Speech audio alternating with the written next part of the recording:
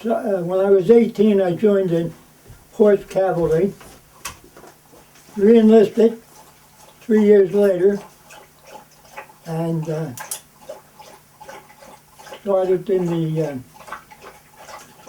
Army fighting in Europe. I started in that February '43.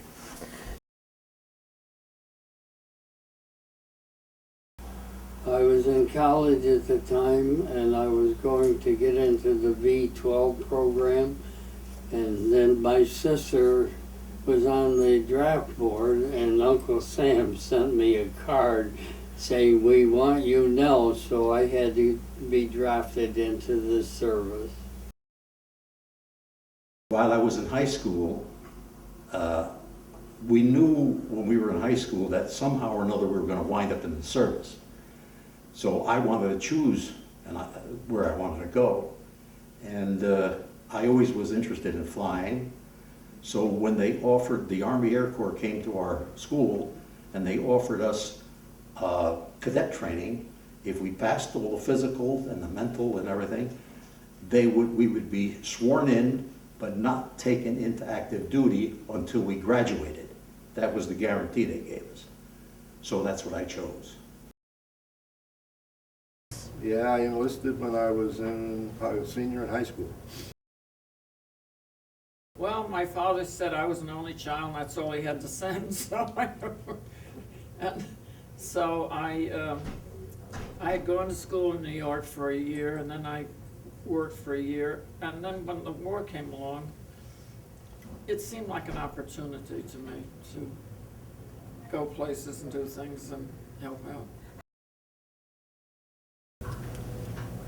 And we moved out in January of '44 and went to England. Hitler would not allow Rommel, who was in charge of the defense of he wouldn't allow him to have panzers. He kept the panzers for defense of Germany, the way I understand it. A lot of stuff don't make news like that. When I got ashore, everything was horses, believe it or not. Horse-drawn ambulances, horse-drawn artillery, horse-drawn, you name it, whatever the Germans moved, was all hitched up for horses. The first one that kind of rattled our bones was the bombing of Naples. The sky was lit up with the tracer bullets, looked like the 4th of July. Over in the 8th Air Force in England, flying over Germany, bombing missions over Germany. The Americans had taken a knoll at the foot of a mountain, and the Japs were all around the bottom. And when that first trip in, I got out of the helicopter and they were getting ready to load one of the wounded into a stretcher, and some firefight started. And the captain in charge says, "Come with me," and he took me over to a foxhole. The only thing I had with me was a revolver. He put me in, he says, "Just keep your head down," which wasn't hard to do. You had to be 20, so when I was 19, one of the teachers in Peekskill, been in my high school, was the enlistment officer, and I tried to get him to get me in early. That's how anxious I was to get going. But he said, "No." So on my 20th birthday, I got on a subway. Never been to Brooklyn in my life, but that's where I enlisted. They gave me this big horse and with a rope through its mouth, no bits, no bridles, and then 2 more tied with ropes around their necks. And when one of these trucks backfired on the road, naturally the fight by now was down about 30 miles from us, and I guess the horse was in the shelling and something, and it bolted. And it ran down the hedgerow and jumped over a fence, and as I looked down I saw the sign Minen, M-I-N-E-N, that's German for minefield. So I bailed off. And I know this one night we got caught the Germans would try to bomb the port of Naples every night, and they missed. They couldn't hit the port, but they bombed the city, and we got caught down under the air raid. We ran, right next to us was a railroad trestle, and we went under that. It was 35 feet underground. We stayed down there until the bombing was over. They come about 5 minutes at 7 o'clock every night. Experiences in France was war. I got married when the war was over in Europe. And I came back and I had a 30-day leave and I had to go back to active duty afterwards to train for Pacific because the war wasn't over in Japan yet. So during that 30-day active time when I was home, my wife had prepared everything. I don't know what it is to prepare a wedding. She prepared everything. I just walked in and got married. No, the Navy didn't allow women to go out of the country until into the third year that I was in the service, and they wanted help at Pearl Harbor. And I was either the first or second in line to retire to get into that. So I did go to Pearl Harbor, but that was 10 days after they dropped the bomb in Japan. When I first got into the city of Manila, the Japanese had already been defeated more or less in that area. But I stood on a bridge over, I can't recall the name of the river, and I stood there for an hour watching dead bodies, corpses. Most of them, thank God, Japanese, not American, just drifting down into Manila Bay. We moved up after Normandy, and we fought all the way to the Battle of the Bulge. And I was taken prisoner at the Battle of the Bulge.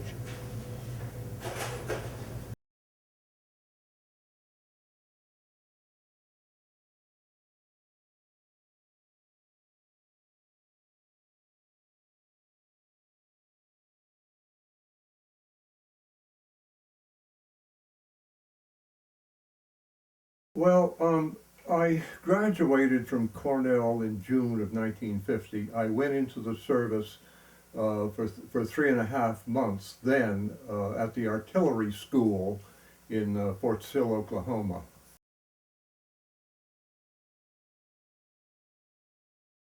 I had signed up for the airborne, and I went through that training, and on the day we were supposed to jump, 125 men were told that we had to take our second week over again, and some of the men didn't like the idea because of our name, where it was. We happened to be in the 4th platoon, and they decided, the commanding officer decided the 4th platoon was going to take the second week over again because they could only jump 300 men at a time. So we were punished because of our last name. And some of the men, one of them was a colonel, and there were a lot of officers involved. And they disliked that. They thought that they should have flipped to see what platoon was going to be pulled back. So they quit, and I quit along with them. So we all got shipped to Korea.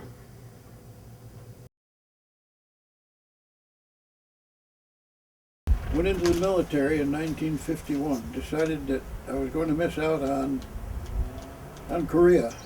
I didn't want to miss that. So I joined the Marine Corps, enlisted as a private, and went down to the rifle range at Parris Island and also boot camp. The first day, we were told the Air Force was going to circle around and strafe the Chinese hill next to ours, and that there would be a white phosphorus shell would indicate to the Air Force that that's the place. Well, somehow the Air Force got screwed up, and the first thing that happened to me on the first afternoon was we got strafed by the American Air Force. I rolled in, thank God, I was able to roll into a tunnel, in kind of a trench really, and the bullets missed me, obviously. Many times the artillery will shoot white phosphorus shells. This is hot stuff. It'll burn metal. So when particles of it fall on the ground, it'll start a little bit of a grass fire or a forest fire or whatever. So arriving at night and some of the men pointing up at the main line of resistance, there was fire. Everything was burning. And I'm thinking, this is terrible. But it turned out it was just grass fires, and because of the phosphorus falling and setting fires. And I went down to the rifle range at Paris Island and also boot camp. And while on the rifle range, I had the good fortune to set a new record for the Marine Corps with a rifle. So they said, Austin, you're staying here on the range, you're not going to Korea, which is where I really wanted to go. I was sent up on the with the infantry on the hill as a forward observer. Actually, out in front of it was rather exciting. After having been in America, the next morning I found myself on a very sharp hill out in front of the main lines with a company of American soldiers from the 40th Division. I remember I was scared to death the first time we were shelled. And when you hear artillery shell whistling over your head, it's a very eerie sound. And I was a little afraid, but one gray-haired fellow said, when you can hear it, you don't have to worry about it. The one that's got your number on it doesn't make a sound. My duty was to look for targets around the what used to be the town of Kumsong. That's the area that we covered. And if you saw anybody moving or any suspected somebody was in the remains of houses or something like that, you called in the coordinates and you reported them to the battery what you had seen. And usually they would fire on them. Quite exciting at times. We always had one man on the gun 24 hours a day. And one man was always designated to set the sights, and the chief of section's job was to make sure the proper setting was on the sight and that he placed a quadrant on the flat part of the gun and made sure the bubbles were level, because you could actually shoot a short round and shoot your own men. And I'll tell you something, I don't mind telling you that I was scared. It was the worst, it was the most scary thing I did in Korea was to be a forward observer, because at night the Chinese would try to infiltrate. And one good thing was we lived on sea rations, which came in cans, and when you were through eating, you threw your can down like this, threw as far as you could, and most of it ended up at the bottom of this very sharp hill. And as a result, when the Chinese tried to come in at night, they couldn't avoid hitting some of those cans down there. And then lights would come on and machine guns would sound, and it was quite something. I went to Korea. I went in the service weighing 168. I came home weighing 129. The mess sergeant came to me one day and said, "We're out of sugar." I said, "You're out of sugar? How in the hell could that be?" He said, "Come on down to breakfast tomorrow." So the next day I went down to breakfast, and these Koreans, 3 dozen Koreans, came through the chow line, and they got coffee the first thing. And I am not lying, they was filled the coffee to the brim with sugar. They had never had sugar before.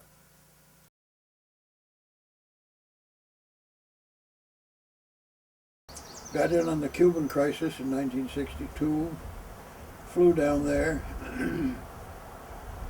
There was a U-2 that got shot down over northern Cuba. And I was asked to go photograph that site, the SAM site that shot it down, which I did. And I recommended to the colonel, who was a ground pounder and didn't know anything about aircraft or aerial photography, I recommended to him that I make a low-level hop over the site, and there would be no chance of them shooting me down as they did the U-2. And he said no, they wanted high-altitude pinpoints from 35,000 feet. But he said, that's okay. He said, don't worry. He said, I'll have 2 fighter planes 15 miles offshore as cover for you. And I thanked him and said, well, they can mark the splash then. He thought that was not funny. But at any rate, took the photos and nothing happened.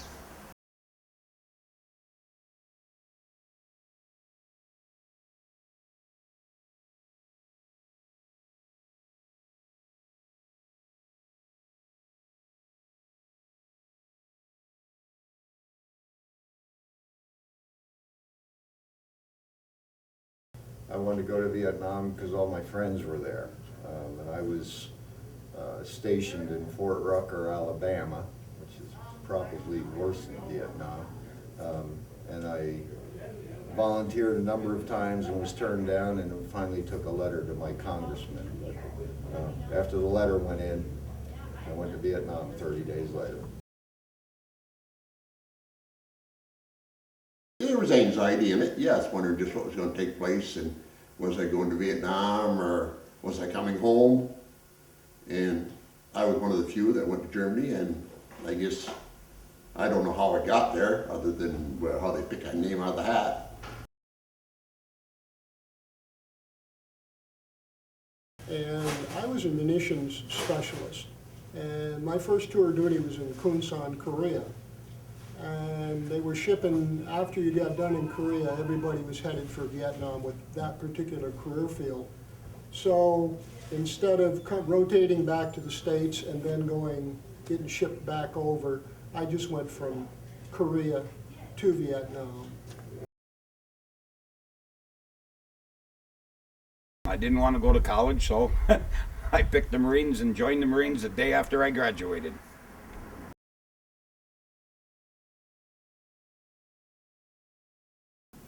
Actually, I joined the service because at that point, back in the 60s, they were still doing drafting notices. And Air Force is in my family's history, so I decided to join the Air Force.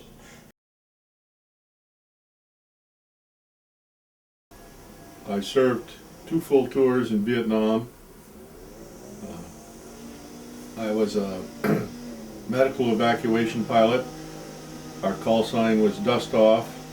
They were pretty good about getting the American guys out that got hurt. It was quick. They'd come in and a dust off, and those pilots were tremendous and medevac you out. So when you got the call, you had the maps, you got the coordinates. That was always part of the call. We have 3 wounded, 1 very serious at 899-76301. So you look on the map and take the longitude and the latitude and pinpoint and take off, head toward it, and then you'd stay up at like 2,500 feet above the sea. And if they were under enemy attack, you usually had to wait to get 2 gunships to follow you. I spent, out of the 15 months, I spent 9 months living on a mountaintop with 2 of the men, keeping our radio relay station going. Actually, in Vietnam, I was flying a desk, and that wasn't as much fun. I flew 1,400 missions in the 2 years. I was a command pilot most of the time. I was blessed by being commanding officer in 3 different combat units. Bridges, blowing bridges,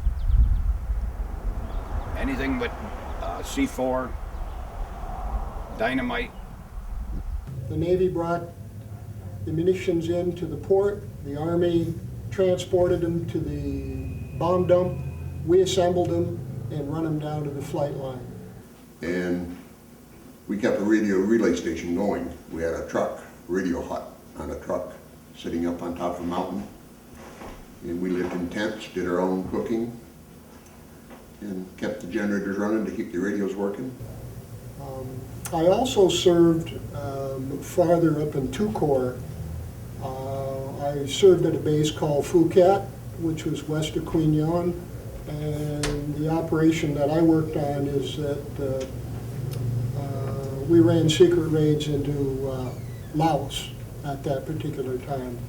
Almost 3 years I was in Mountain Home Air Force Base, Idaho, and that was what they call a Tactical Air Command, TAC, and I was on a 24-hour notice. Within 24 hours I had to either be at or en route to anywhere in the world. I received shrapnel from a rocket, actually 2 times. We're all young boys, 18 and 19. We're on a convoy and we started getting shot at, and you could hear the bullets going over your head. We jumped off the trucks. My rifle went one way, my helmet the other, and you just laid on the ground. You didn't even know what to do. It was, as the other men have said, it was sort of jumpy. You were used to jumping at moment's notice. I got married shortly after I got out of the service. My wife would touch me and jump back because she knew as soon as she touched me or spoke to me, I was going to be standing straight up and the covers or whatever were going to fly. And you slowly worked it out of your system. The loneliness of standing your post is universal. It has no eyes. And I often tell people that the one common thing that all veterans have is that their war existed in their 50-meter circle. It wasn't a happy time, believe me. We came home and I was proud of what I did. But you didn't fit. We didn't fit back in with... It wasn't like World War II where you came home where you won the war. We didn't win it. There's no way. And it wasn't like Korea. It was just, it was a really sad situation. I mean, 58,000 guys got killed, and for what? We didn't have much adjustment when we came back from Vietnam. Practically everybody in our business came home to a friendly country. We had our incidents, but mostly because we were medical evacuation pilots, we weren't blamed for, quote, the bad parts of war. I think just because of the type of action it was, where we didn't come home heroes. We didn't come home especially proud of the fact that we were there, and that it wasn't because of the way we felt, but it was the perception we were getting from the public. Well, and that made it different, so that we really only had each other that could understand that. It was a troubled time. You have to understand that. I mean, when we left home in 1965, everybody was wearing a crew cut. When I came home in 1968, everybody had long hair.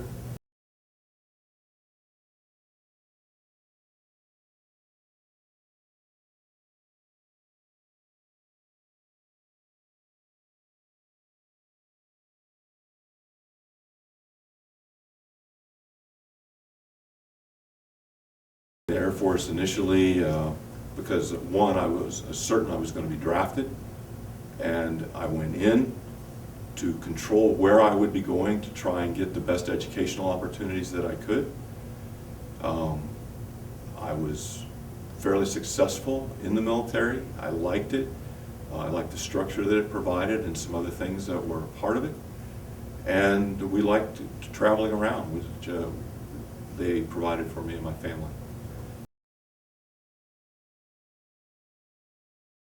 I'm a Master Sergeant, First Sergeant for the 139th Aeromedical Evacuation Squadron at Stratton Air National Guard Base down in Scotia.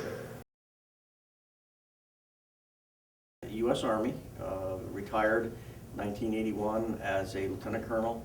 I was in the Armored Corps in cavalry through those 20 years. I was in the United States Army for 23 years, from about 1985 to 2006. My branch was the United States Army. My specialty was crane operating and truck driving.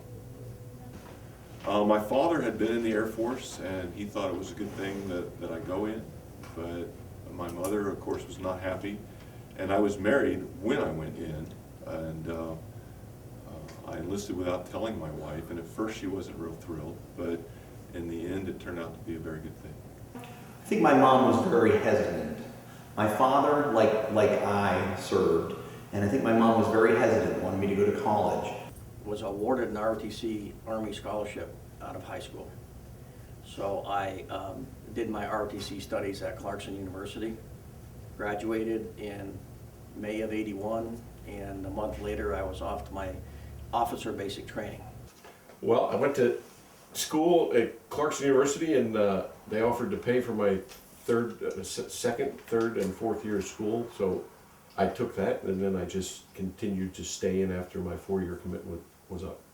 My brother and I actually joined together, but he got out before I even went active. My father served.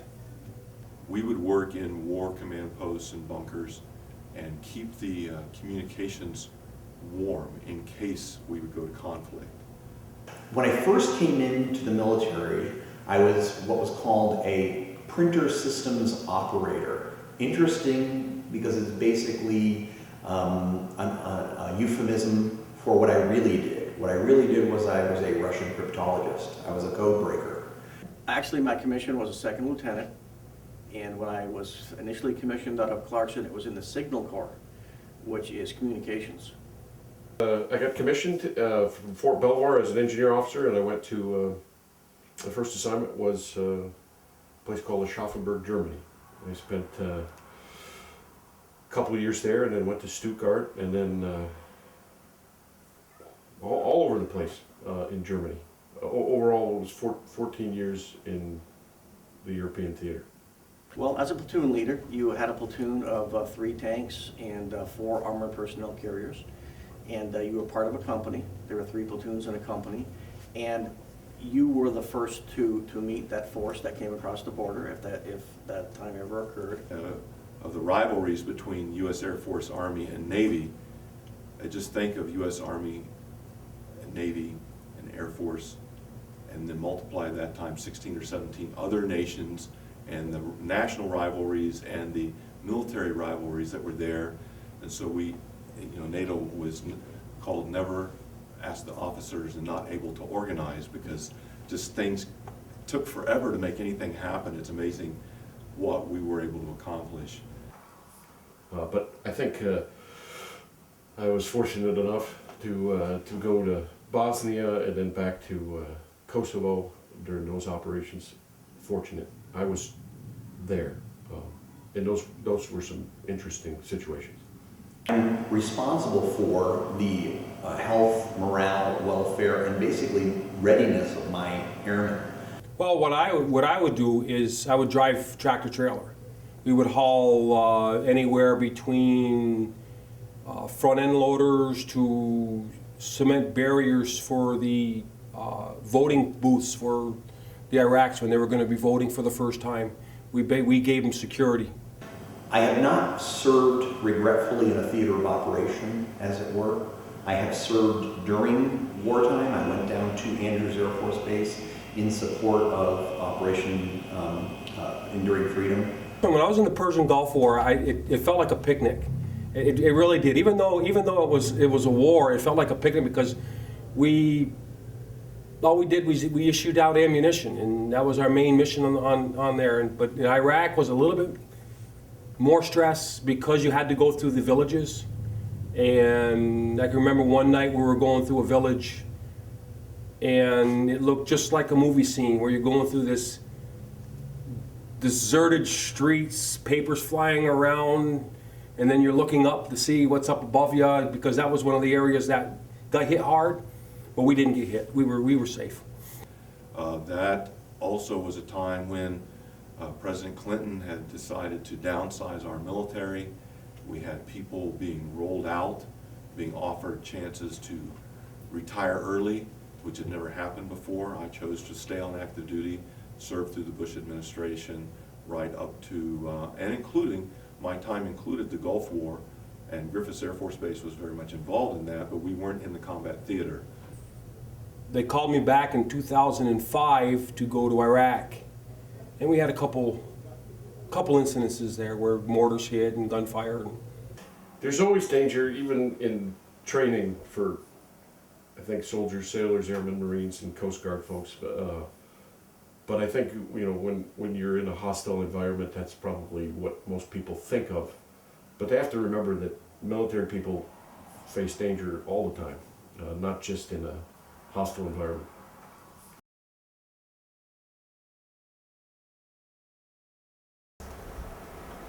In those days, there was no communication via computers. It was all by letter, snail mail. Took a long time to get a letter from home. Thinking about mail, our mail was censored. We couldn't write and tell anybody. We could tell them where we were, but we couldn't tell them what we were doing. Those days, tapes were the end thing. You had a real tape recorder, and you taped conversations. She wrote basically every day. I wrote once a week, most of the time. We couldn't wait for mail call. What she would do was she would write me a letter in circles backwards, and my roommate would come walking in, and I'd be standing in front of a mirror taking a letter like this, reading it, and he'd look at me and say, "Oh, you got a letter from your girlfriend, huh?" Call home almost every night. I mean, I'd get on the computer, do some emails to certain people, and I'd call my mother every night, my daughter every other night at the babysitter's house, and I'd talk to her. She wouldn't understand who she's talking to, but she'd say Daddy, then she'd start calling me Bob because everybody else was calling me Bob.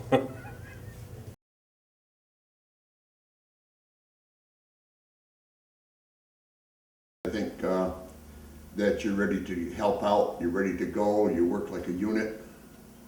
Doesn't matter if I'm working with one guy or 10 guys, you get in there and get after work and get it done. All the veterans like me that have served during the period of what we call the Cold War, there have been always opportunities for Cold Wars to become hot. The perseverance of our nation and the veterans that served to be on vigil and to be alert for that length of time is incredible, and I don't want them to be forgotten. The person next to you and the person behind you is more important than you are, and you need to make sure that you understand that. Cherish the days I was in uniform. I met and made friendships that I continue today. I think it just makes you look at things different. I don't know, it's a great, you see the world if you join the right branch. Where some people would get out of school, stay in the same town, never see anything in the world. Years I was in the Army, it was never about me, and it never should be. It's about the people you serve with and what they get accomplished. It made a man out of me. I was living home with my mother and father, and my mother baby me. Well, I have to this day a tremendous respect for the Army. It goofs up, but it works. I mean, there might be some phases of it that are slow or incompetent, but in general, the Army performs, and that's very important. You go in the military, you're not going to go for a picnic. You're going to go to actually train and do your job. We lived in the best of times in this whole country. The times when everything mattered. And it's very disappointing and very sad to see the direction in which we're going now. I was a clown in high school. I was not a very good student. Friends laugh when they find out I'm a teacher now. But Vietnam kind of did that. It made me more focused, more serious. So in that respect, it was good for me, I guess, if anything good came out of Vietnam.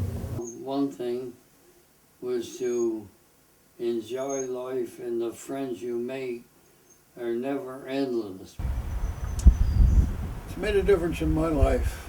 it's given me a new picture of life and how dear life really is. Life is not something that we can count on day by day to always have it here. I'm probably more patriotic than I mean, I think being in the service makes you patriotic in a way. My pride in my service to the United States is all based on the wonderful men and women that I was associated with, in command of, and worked for. There's no way to explain to anybody what it's like to have absolute confidence in total strangers whose only commonality with you is they're from the United States.